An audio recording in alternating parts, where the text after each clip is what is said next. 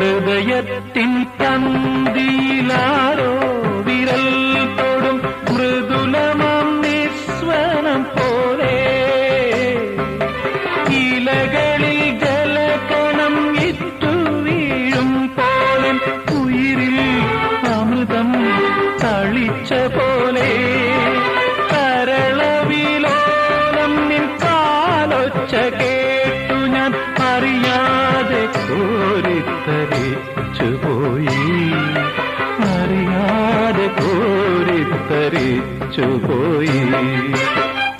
അതിൽ പഴുതിലുടൻ മുന്നിൽ കുങ്കുമം വാരി വിതറും സന്ധ്യ പോകെ അതിലോലമെൻ